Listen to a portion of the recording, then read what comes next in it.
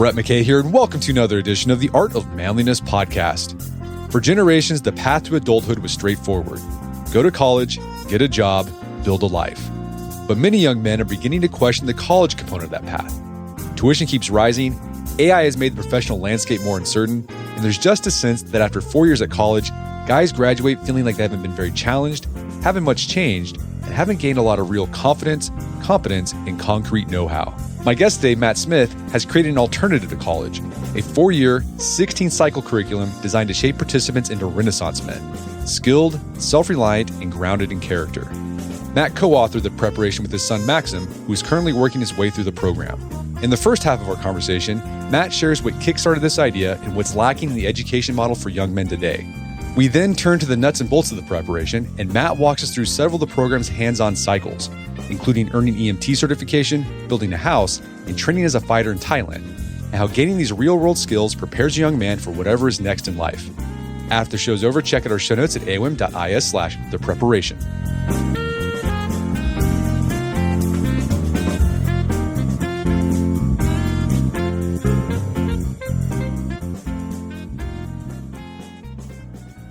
All right, Matt Smith, welcome to the show. Thank you very much. Real pleasure to be here. So you co-authored a book with your son, Maxim, and then also Doug Casey. It's called The Preparation, in which you lay out a curriculum as an alternative to college for young men. And it's kind of an alternative to college as a rite of passage for young men. What was the impetus behind the development of The Preparation? Well, my other co-author, Doug Casey, he actually has been trying to get me to write this book for 12 years with him, but he called it Renaissance Man, is what he called it. He's been trying over various times to get me to do it with him, and it never made sense because he's written a number of books, and he always said, they're total brain damage to write. You don't make any money doing them. And then he's trying to sell me at the same time to write this book with him, But when my son turned 17, or when my son was in his 17th year, so he's almost turning 18, and I could see in him like this consternation, this anxiety about the future. And, I'm a college dropout and I've been an entrepreneur my whole life. So he didn't grow up in an environment where I was propagandizing him one way or the other. Like, you should go to college or you should not go to college. But he, I guess, always assumed that he wouldn't because I didn't. And I think that I even made the path feel more uncertain to him than normal. But I think all 17-year-olds probably feel this way. So I could see this anxiety in him and I had a lot of worry. And also this is all in the COVID era too. So thinking about what would make sense. And then I thought back about the book that Doug had talked to me about many years before and over again about writing with him. And I said, maybe we can make something like that work. But I didn't really think about writing a book at that stage. I was really just thinking of, see if we can turn this into a program that he could follow. Yeah, to help your son. That was the only motivation. There's no way I would have done it without that. Yeah. And you talk about in the book that college these days, there was a time when college was a great way to segue into adult life. You learned knowledge that you could apply to a career that would last your entire life. Why do you think that model doesn't work anymore for so many young men? Well, there's a whole bunch of reasons. But, you could argue on one side of it, economy is changing dramatically. So, with AI and automation, we've already started to see a lot of job cuts around that. We've seen people that have specialized in the fields they were told to go into, like computer science, come out and not be able to find a job when they get out of school. There's just like 2 weeks ago in the New York Times, there was a long article about this. Somebody had applied to 5,000 jobs, had 13 interviews, I think, and no offers. Computer science. So there's a question of what that future looks like without the problems of college. But so one thing is the future, AI in the future, that might cause. And the other thing is just, it's extremely expensive and it's no longer rare. Now, 53% of people who graduate high school go to college. So, you're not among of course, you can go to more elite schools and then the track is different, of course. But people are graduating with this huge debt around their, this burden that they're carrying around with them. And it totally, if they find out that job that they'd specialized in, they feel it's like totally soul crushing. They now no longer have options because they have to service that debt from college. They have to pay their rent and, so they're kind of trapped and they find themselves, I think, totally different than when even 20 years ago when costs were so much lower than now. Going back to that idea of how AI is changing the career landscape. I had this conversation with my son a couple months ago. He's 14, he'll be 15 next month. And we were on a walk and he said something pretty incisive for a 14-year-old. I was surprised he caught on to this. He said, Dad, I think what worked for you and mom and even my grandparents as far as transitioning in adulthood, like college, he says, I don't think that's going to work for me. And I said, I think you're right. It's a completely different world. And he said, like, what do I do then? What should I major in? Where should my career be? And I said, bud, I don't really know, to be honest. That's amazing. A 14-year-old is asking these questions. Yeah. Yeah. And I think a lot of young people have that anxiety like your son did. Like, what am I supposed to do? Because it used to be you could pick out your career. Even if you worked in a factory, let's say 60 years ago, you knew you'd have a job for 60 years because nothing really changed all that much. Or you went to college and you decided to become an accountant or an attorney, not much changed. Like you knew what the game would look like for your career. That's no longer the case. And I can see that just causing so much stress and anxiety for young people. Yeah, I think so. Even if we were wrong when we went to college, like I said, I'm a dropout, but I did go for 18 months anyway. Even if we were wrong, but we believed that accounting job would be available for us, even if we were wrong, it still gave us something to pursue, some clarity. Today, it's clear to everybody that the future is going to be vastly different. So knowing that just increases people's uncertainty so dramatically. And it's a tough position for these kids. They've been through the ringer with with all the COVID stuff, and then it's uncertain future. It's a really tough time to be a teenager. This book is geared towards young men. We'll talk about the curriculum and the preparation. I think a young woman could do it and it'd be awesome for them, but it's geared more towards young men. But you talk about one of the things that young men, they have this anxiety, they don't know what to do. And so what they typically do is they just default to drifting and looking at what their peers are doing, whether in person or online. And you talk about the role mimetic desire plays in this drift. So we've had Luke Burgess on the podcast before, who's written about mimetic desire. But for those who aren't familiar with it, can you briefly describe it? And then how does this mimetic desire contribute to dissatisfaction in a young man's life? Happy to. I mean, Luke does a great job. I think the book's called Wanting. I think the name of it is. But it's based upon René Girard's work, which essentially, he says that humans are unusual animals and that basically our drives are shaped by those around us. And this doesn't just apply to young men or young women. It applies to you and I. We're subject to, we can be subject to things if we're not aware of them. And it's just, this is why you see things become really popular, whether it be a fashion trend or something, how they just take off. You was like, why do humans follow these trends like that? It's kind of programmed into us. And so we look to others for what they appear to want, and then it becomes our own want. It feels legitimate. It feels like we really, truly desire that thing too, because we're taking the cues from the people around us, but it's not genuine. It's not really authentic. And I really believe, again, this is not a young person problem. This is a every person problem. You have to be aware of it, the effect of others on you and what they desire. I mean, it's like a keeping up with the Joneses idea. That's that concept in a nutshell. Yeah, and I think for a lot of young men, they don't really have like good models anymore. I mean, so mimetic desire can be a positive force if your model is noble and good and positive. But a lot of young men don't have that. Well, I would say, if anything, the great role models that might even exist, even in literature, like are taken out of the classroom, for young men. Yeah. Especially. So I think they're gone. And, there's been an attack on masculinity in the culture, and that's certainly made it worse. And then the counter reaction to that, the bros, is also negative. It's just not really the right thing either. It's not real masculinity.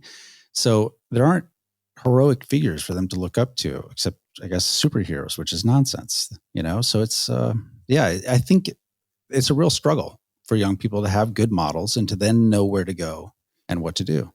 So what you do, let's talk about the preparation. So the goal of the preparation is, the original idea was to help young men turn into Renaissance men who are competent, confident, and dangerous.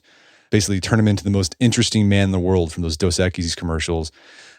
Tell us more about this Renaissance man model that you're trying to follow. So basically, the Renaissance man ideal is the model that you're hoping young men will use their mimetic desire to become like. So tell us about that. What is this Renaissance man model that you're trying to create with the preparation? So fundamentally, instead of the focus being on what kind of job do you want to have, the question that confronts young men at this stage in life, it's like, what kind of job you want to have? Or, the three main choices, of course, college, military, or a trade school. Nothing really wrong with, and necessarily with any of them, but all of them are simply designed to get you a job that gets you economic viability so that you can be hopefully reasonably prosperous, and have some economic security. But none of them address the most important question, which is, what kind of man do you want to become?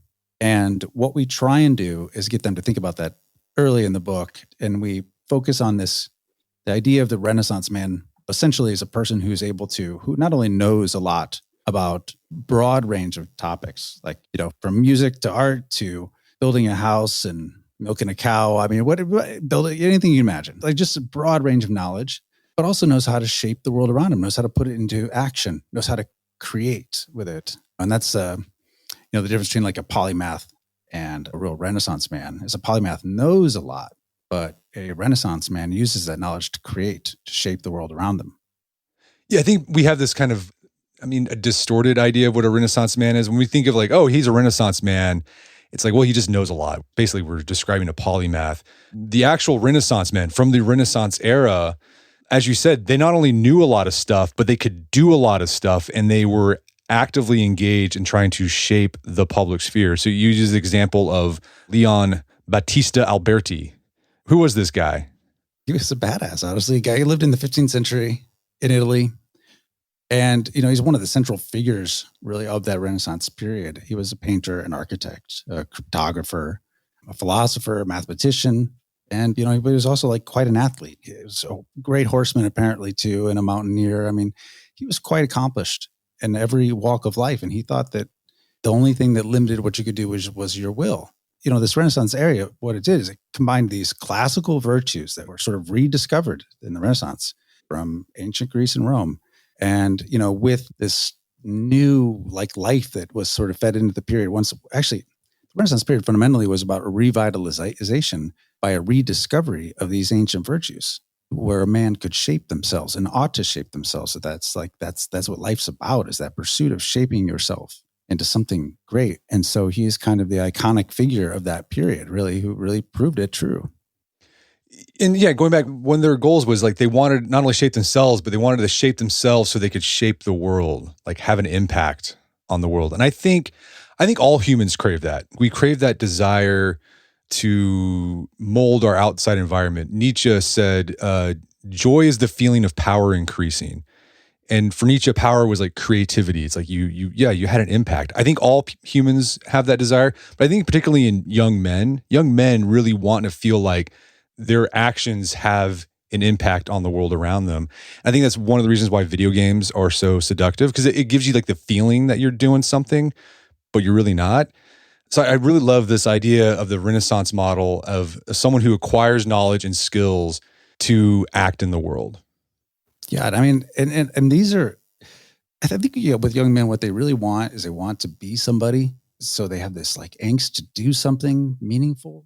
They know that by doing something meaningful, they'll become something meaningful, but there's so little that they can do. They're so restrained. It's like so little freedom on kids today. They're the most surveilled, group of people that have ever existed on the face of the earth.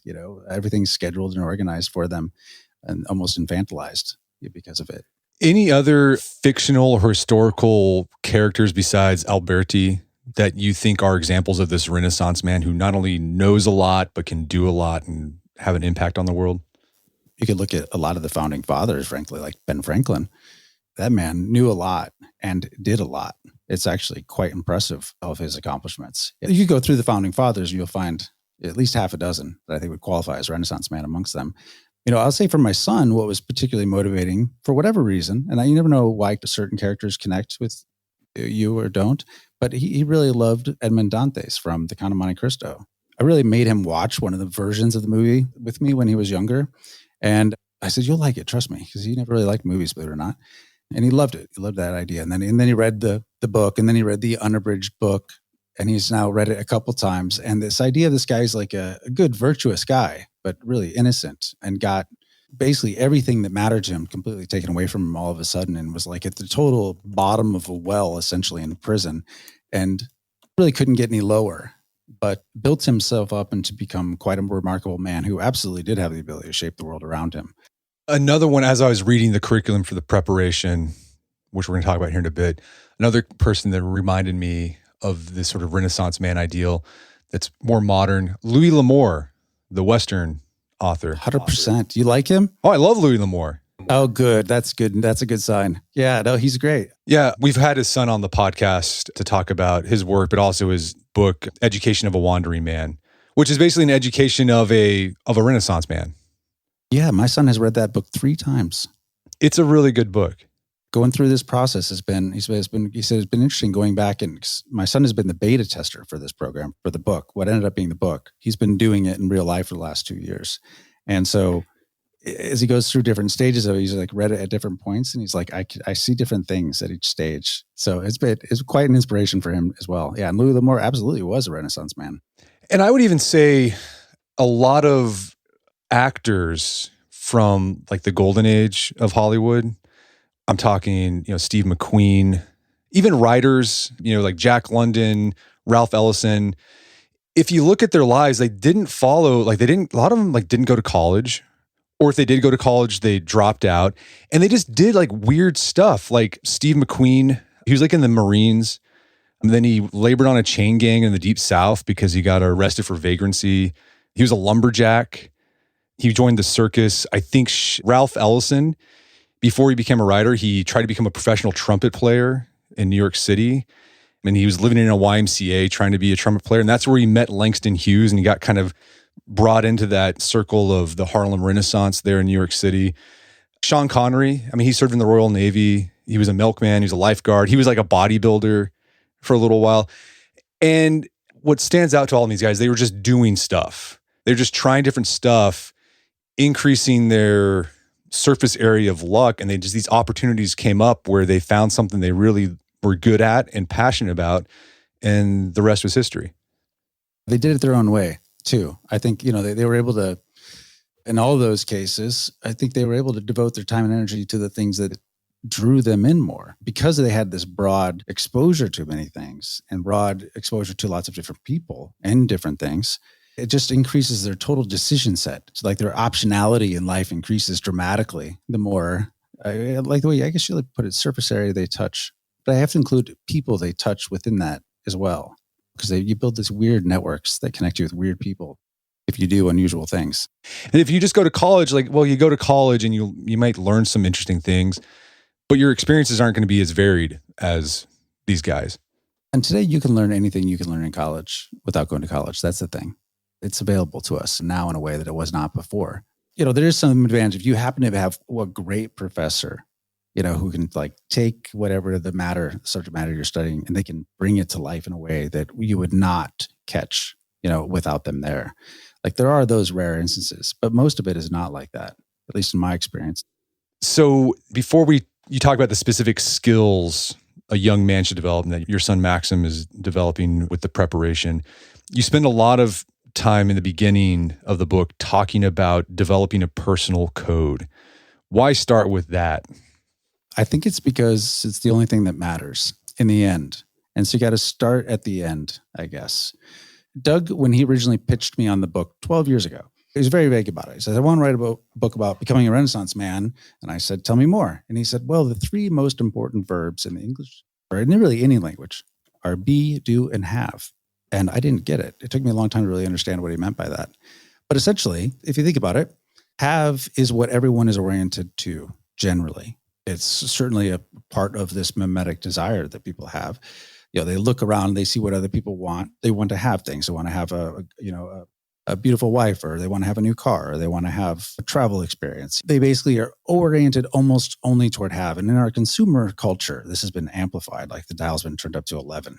It's really intense. And it's almost hard to avoid it if you don't understand this framework. So the problem with focusing on have is that have is a byproduct You don't get it directly. You get it indirectly by doing. So do is the operative. Do is what matters. What you do will determine what you have. But the only thing that actually matters is be. And, be is like who you are. Like, what is your substance? What is the thing that differentiates you from the other 10,000 people, standing in line? I mean, what is the difference? And this is the thing that this essence of be is the thing that I find is very motivating to young men. Actually, it's motivating to men of any age. Because the substance, the thing that makes you solid. And so we had to focus on that. So what is the be? The way we think of it is that with this personal code, we ask them to go through this exercise. It seems kind of trivial. I understand at first it can seem trivial. The first part of it is to define a set of rules for yourself that you don't expect anyone else to follow, but they're just rules for your own conduct. And that requires a little self-reflection. And it's like when you do things that make you feel small or that make you feel a little ashamed. Just one example, like if a friend invites me out to dinner on Friday, I could say, I'm busy, a little white lie. Or I could say, I don't really feel like it this Friday. Maybe we could do it another time. The path of least resistance is simply to just actually say, oh, I'm busy. I just can't do it. But every time personally, when I would do something like that, it made me feel small, made me feel not good, and I know, it's like, it's not real deception, like a really bad lie, but it's like still not good. It didn't make me feel good. And so we asked them to look at those things that they do that make them feel small and write them down and just decide not to do those things anymore. Just set up these rules for yourself. It might sound, again, trivial, but this is the formation of self-esteem.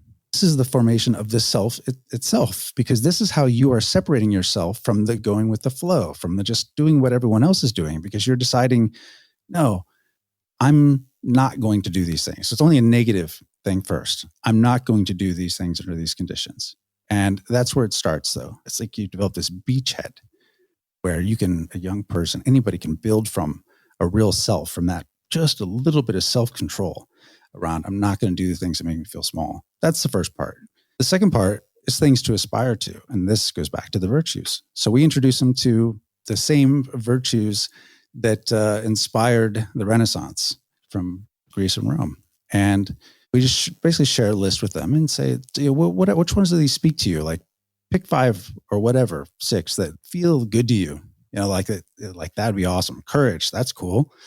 Yeah, I would like to be somebody who's known as courageous, or maybe it's that you've got what they call the gravitas, which is actually just dignity. I mean, virtue, the core of the word is vir, which means man. So the pursuit of virtues is like the pursuit of being a man in general. So anyway, we tell them to identify those virtues that they choose, that they voluntarily decide to aspire to. And unlike the rules, which are binary, it's like, oh, I messed that up, I failed, or I did the right thing by my own standards.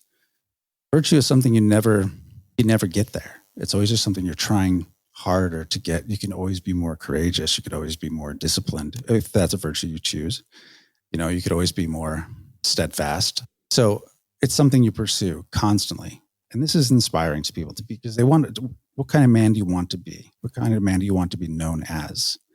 So that's the second part. The third part is where we tell them to start to list their stack of accomplishments, which will grow as they get into the book. Because we actually later on tell them exactly what they should do.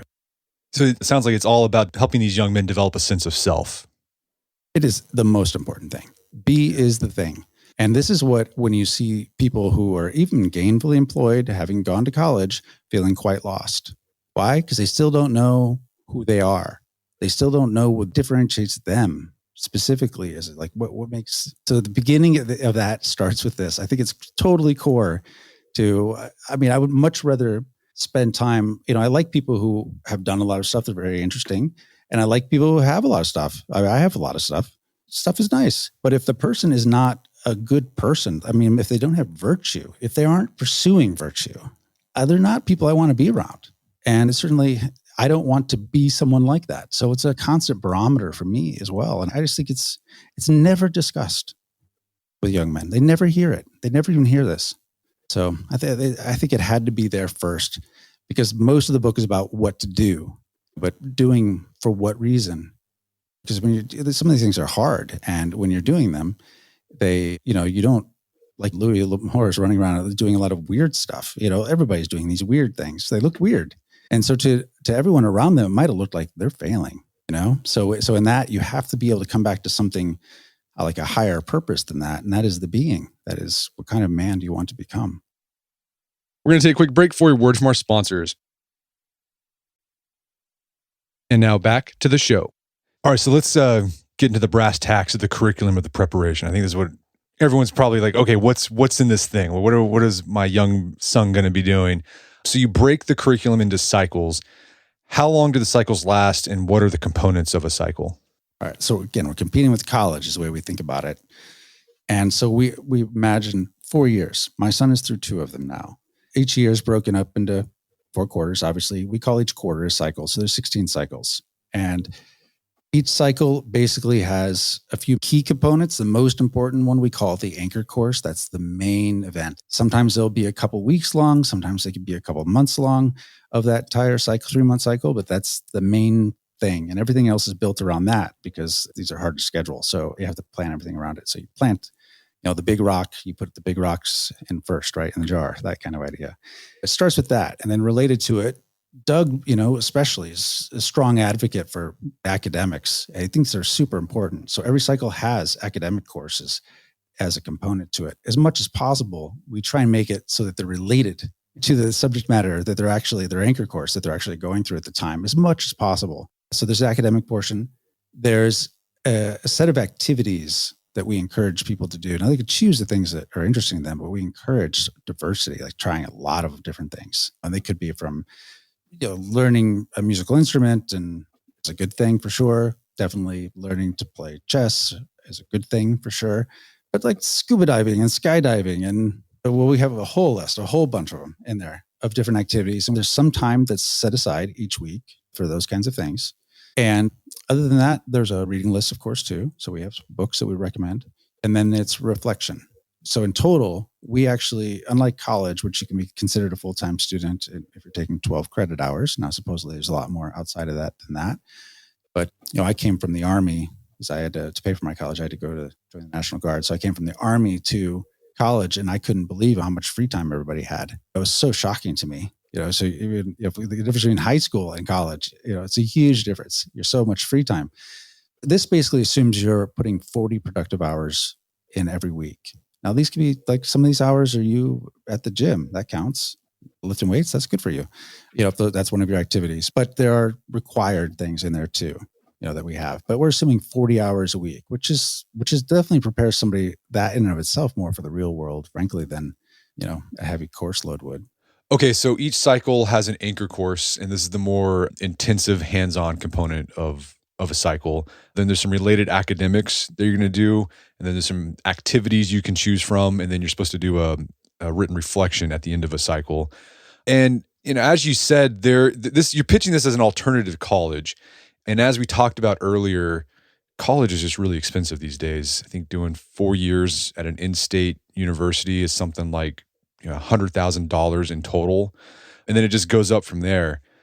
So the academics with the preparation, that's like online courses you can take for free, but stuff like the anchor courses cost money. So how much does the preparation cost to do altogether? Yeah. So if you did the exact 16 ones that we have, and there are 2 that are really expensive in here, the total cost of that over 4 years is about $70,000. About $70,000. Basically, that's 1 year at a prestigious college in the U.S. today. But it's a lot of money, $70,000. Even that, I understand. But the thing is that you can work your way through it. And I have some evidence I'll share with you. There are 2, I don't know if we want me to get into the anchor courses now, but there are 2 that are really expensive. You don't have to do those, and saves a lot of money. One of them is becoming a private pilot. That's, you don't have to do that one. But it is, my son went through it. It's very interesting. It's a good skill for him to have. And the other one is learning to operate heavy machinery. But you get certified in it, and that could be, you could always fall back on that and do that for work that pays pretty well. But those 2 things are pretty expensive courses.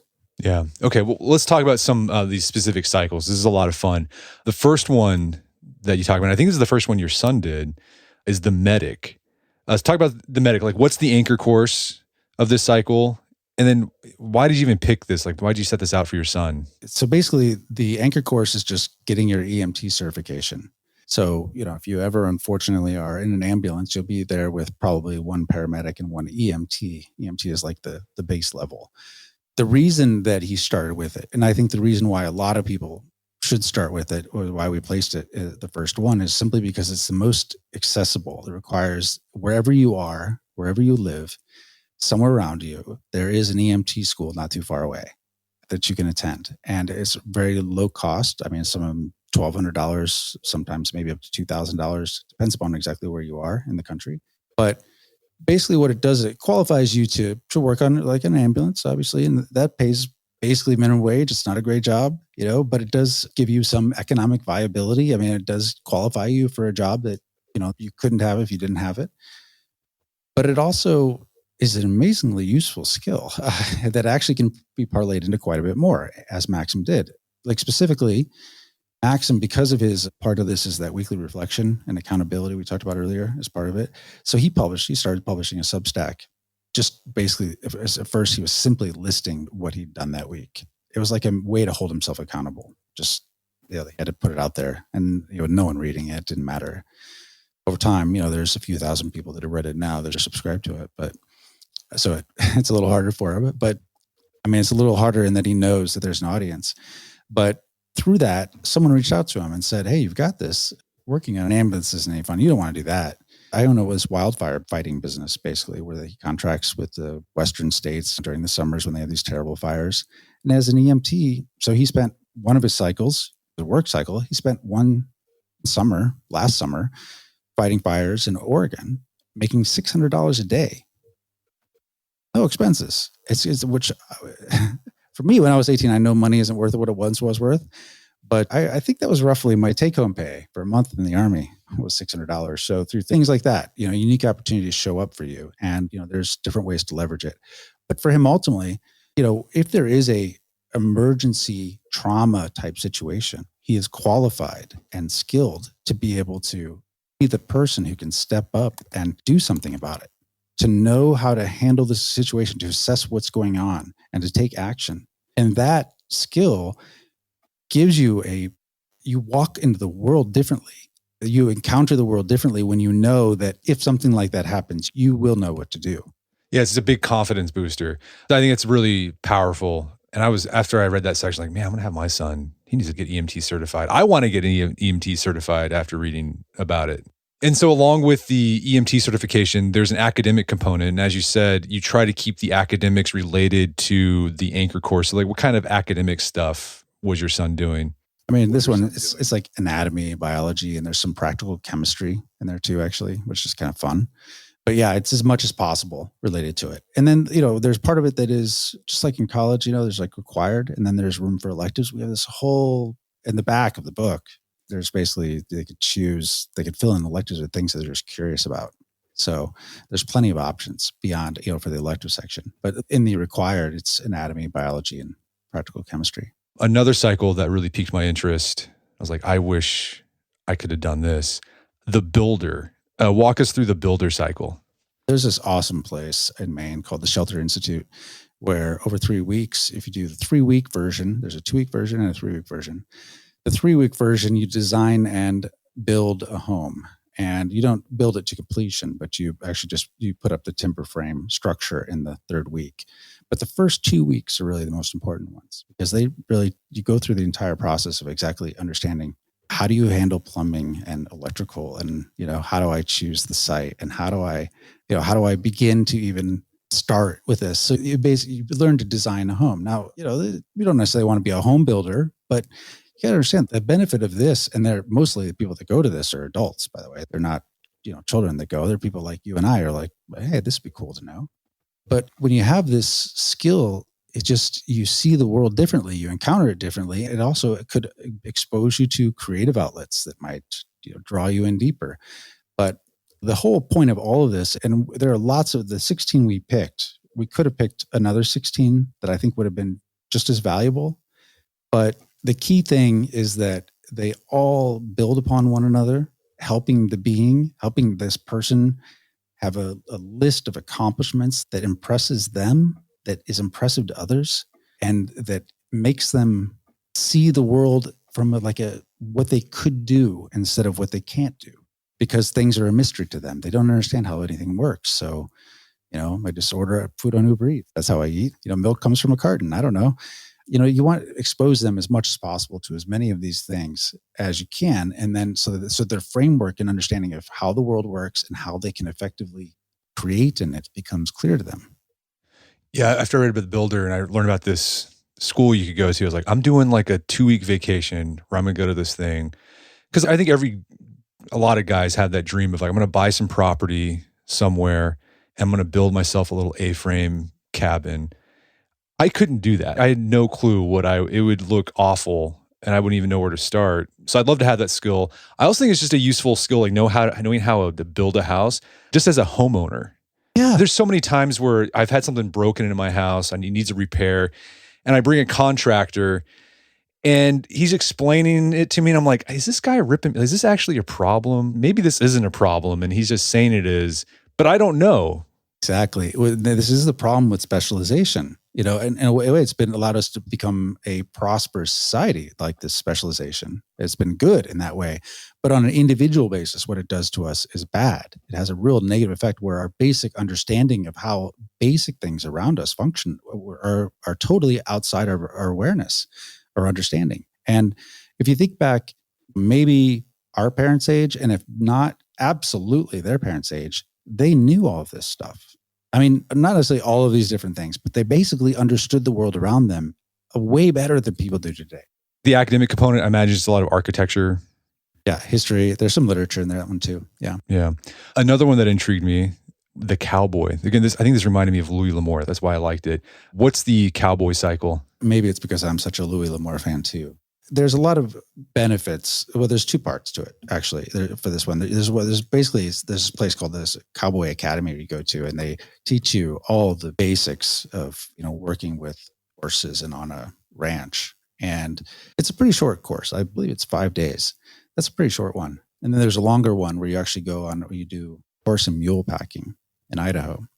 But learning to deal with these animals and to feel comfortable around them is really important, I think. It teaches, it's humbling in some ways. If for an adult, even if you haven't been around horses, that it could absolutely destroy you if they wanted to, and learn how to work them well and work cooperatively with them. And plus it's just so much fun. And I think it taps into some of these things will absolutely tap into this wanderlust side of the hero's journey, the rite of passage, these things that I really think are totally missing from our culture today, that we kind of have to, if you're a really involved parent, you try and construct these things if you can for them, but they're limited in that they don't get to experience it on their own fully. And through these cycles, they do some things that don't make sense. There's no rational reason to do it because there's no obvious benefit you're going to get out of it. It's just a journey. And this is definitely one of those, I think, that comes out of that. I mean, handling a horse teaches patience and discipline, even leadership, believe it or not. It's weird. I don't know if you spend a lot of time around horses, but they're beautiful, amazing. So in that time, we spend a lot of time focusing on the academic portion of this cycle. It's a lot of U.S. history, Western literature to give them cultural context, including, of course, the Sackett series. We encourage them to start reading and get into that, because I think virtues are present in the characters of the Old West, and certainly in all of Louis L'Amour's books. But also learning about Kit Carson. I mean, his life isn't you just can't things he accomplished in his life. So you read this biography of him as well during that cycle, and I think these do give these models for when you look at what's possible if you're a 17, 18, even 20-year-old, if you're even 50 years old, and you look at these examples of what people, these people who totally break the Overton window of possibility of what you can do with your life. It helps motivate you, inspire you. And so there's a lot of focus on that in this cycle, a lot of wanderlust in this cycle. So another cycle, the fighter cycle. I think your son's about to start this one. Is that correct? Or is he doing January, he starts that. Yeah, he's in the entrepreneurship cycle right now. Okay, so tell us about the fighter cycle.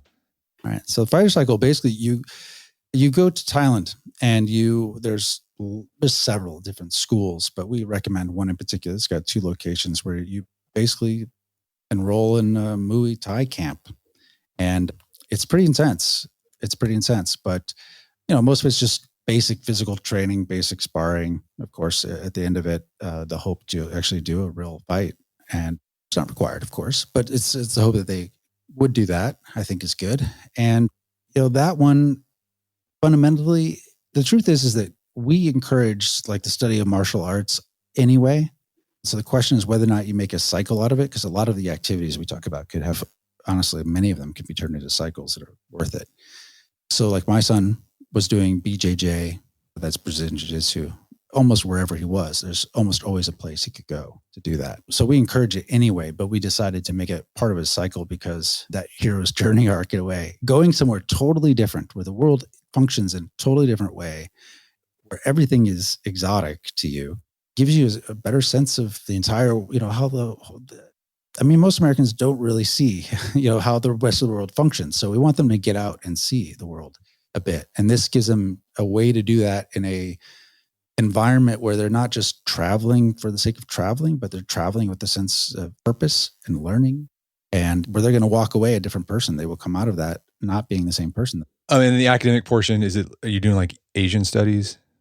Yeah, pretty much. A lot of like, let's say martial history, a part of it too, philosophy of combat, we have Musashi's Book of Five Rings, for instance, is one of the things I read during that. But yeah, it's mostly oriented toward, while they're there, to learn about the history of the brand. If you did just these cycles we've talked about, so the medic, the cowboy, the builder, and the fighter, if a young man did just that, he would be head and shoulders above his peers, like one of the most interesting young men out there. He would have, as my son would say, aura. He'd have infinite aura if he did these things. And these, are just four of the possible cycles. There's other ones like we've talked about. So your son's doing an entrepreneur one right now. He basically has to start a business in 3 months and make money. Well, he doesn't have to make money, Okay. He could fail.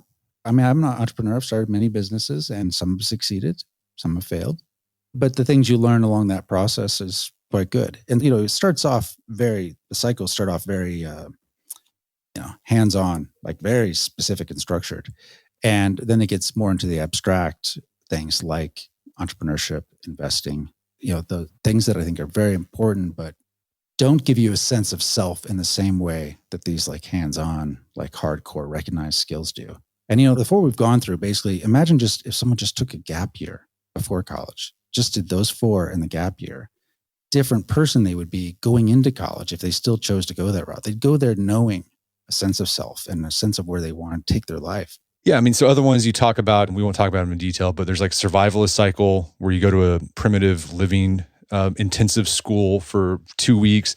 You mentioned the pilot cycle where you get your pilot's license. There's a sailor cycle where you're going to learn you're going to go to a South America and learn how to sail, which would be awesome. My son did that. He's basically around the Falkland Islands and then through the Strait of Magellan. Yeah. And he learned he's a certified crewman on a sailboat. And so that's also an economically viable job, actually. For sure. The welder cycle, that's another economically viable job. And it comes in handy. I've got a friend who started a farm after selling his business, and he had to learn how to weld. He had to go to trade school to learn how to weld. There's a lot of welding you do as a farmer, surprisingly. The heavy equipment operator, obviously. And I think that your big takeaway, all these things you're going to learn, these skills you're going to develop, that contributes to the do of character. And then that leads to the being of character. So it just gives you this sense of self that you'll carry with you for the rest of your life. But what's after the preparation? Like after your son finishes all these things, what do you think is going to happen? What do you think he's going to do with himself? So he's got this awesome resume. He's a Renaissance man. I think you can make the case that with this diversity of real experience, I can give you the confidence and the capacity to pursue a variety of paths, more so than college. But I can imagine that there are people out there listening, dads who are listening that are thinking, okay, well, now what? I think that's, again, the wrong question. I get the question, but when have we known for sure where anything we did was going to take us in reality? Like, maybe we had a general direction to move toward, but we never really knew exactly what the then what is. The question basically cancels out like because of the uncertainty of it. It can cancel out the desire to strive to become because it seems impractical, because you want the practical answer. The truth is, I can't imagine what he's going to be doing after 2 more years. I really can't. I mean, the changes, as a father, seeing where he started with this kid who had a lot of, anxiety. He was basically super, like I'm an introvert. I trained my kids maybe to be introverts. I don't know. My daughter's not so much, but my son certainly reflects that. He did. He's completely gotten over that. Like he is, he would never feel comfortable, like, going and interacting with a lot of people, but it's no issue for him whatsoever. He's totally got that under control. I don't know if he manages it or if it's dissolved away. But he's gone from being basically a boy into being already, after 2 years, every qualification, I would say, of being a man, except for the fact he's not yet a father. He shouldn't be a father yet. I don't want to be a father yet. But I mean, that's the last step where I would differentiate between a boy and a man. And after 2 years, he's already there. The world is full of opportunity for him already. He says no to things, opportunities all the time. So I can't imagine. I really can't imagine what he'll be doing. Yeah. Like I mentioned earlier, I think doing all this stuff increases your surface area of opportunities. And I think your son's a testament to that. I mean, he got that job offer to work wildfires, and I'm sure he'll have other opportunities that pop up because he's just exposing himself to different people and different situations. Yeah, and let me explain one more thing, because I forgot to say earlier about how expensive this is. And I said you could finance your way through it. Now, I saved for him, because a lot of people might be thinking, again, it's not economically possible for me, so I can't do it. I grew up very poor. My son did not, okay? But I saved an irresponsibly low amount of money in his Vanguard account. Like, not enough for that 1 year at a prestigious university, that's for sure. And he started with that 2 years ago. And he's never asked me for money. Today, he's got a little bit more money than he did when he started after 2 years. So you can work your way through it. And that's what he's done along the way. I just don't want people to be scared off by that, and the fact that he can work his way through doing this, he is at a level of economic survivability already. It's like somehow he's making it work. Of course, he's sleeping with like extra bedrooms of family or friends when he's in different places. He's really thrifty with his money, but it works. It works. It does produce somebody who is independent, and not just financially independent, but independent in they make sound decisions. I mentioned earlier, as I was reading through this book, I was thinking, man, I want to do some of this stuff. Do you know any middle-aged men who are doing some of these cycles for themselves? Well, the book just came out 2.5 weeks ago. So the formal structure of these, has not been out there. But I could definitely tell you a lot of these anchor courses are not done by kids. I mean, they're done by adults. I mean, on this sailing thing that Max did through the Strait of Magellan, he was by far the youngest person there. I mean, by far. Yeah, I would say it's the same thing with the Shelter Institute. I mean, that is not young people that are doing that. So certainly these are all things that draw in people like our age to do and older. And, most of the readers of the book so far, they're parents. They're parents like you and I who want to help make sure their kids are pointed in the right direction. And they have the same response that you did, which is like, this is stuff I want to do. And I have to tell you, to be honest, writing the book was a challenge to do and to construct it so that it tells people exactly what to do. It took a lot out of me to do it. But I mean, I was just looking for things that sounded like that I wanted to do also, things that I knew would inspire my son and other boys around the world, and it tends, I guess it's true of men my age and older. I mean, we had a 71-year-old write to us the other day, said, I'm going to start doing this. So, well, I don't have any examples yet of them doing it, but I have a lot of, if you read the reviews on Amazon, you'll see a lot of parents saying the same, echoing the same thing they want to do. Well, Matt, this has been a great conversation. Where can people go to learn more about the book and your work? Well, you go to Amazon to buy the book, and there's an audio version coming out, but this is a very physical thing. So even the audiobook comes with a PDF that you'll need in order to do it, because it's kind of like a workbook in many ways. And there's a hardcover edition, which if you're trying to persuade a teen that maybe is unlikely to, sounds like your boy would read a book, said this is good for you. And luckily my son is at that stage too, but if you have one who might be a little more reluctant or something like that, the hardcover is designed to be as beautiful as possible within Amazon's limitations. Okay, so it's full color. And when they hold it in their hands, just open the book a little bit. They'll know that they've not held a book like that before, that there's something different about it right away. And I think that it's designed to be lure, for the young man, to get him to pay attention a little bit differently to it. So the hardcover is $99. It's way more expensive than the paperback is, which is $29. But if you're looking for good lure, I would definitely get the hardback. That's on Amazon. And then you can go to thepreparation.com, which is a Substack that we set up about the book. But also, as people go through it, young people start doing, we encourage them to, again, for this reflection and accountability, to publish it like my son did, and then kind of amplify and connect the people who are doing it. So that, and I would have to talk about my son's Substack too, just so you see it. It's at maximsmith.com, MAXIM Smith.com, because you can see the stuff that he's done for the last 2 years is kind of a proof of work. This is awesome. Well, Matt Smith, thanks so much for your time. It's been a pleasure. Oh yeah. Thank you very much, Brett. My guest today was Matt Smith. He's the co-author of the book, The Preparation. It's available on Amazon.com. You can find more information about The Preparation at thepreparation.com. Also, check out our show notes at aom.is/thepreparation, where you can find links to resources where we delve deeper into this topic.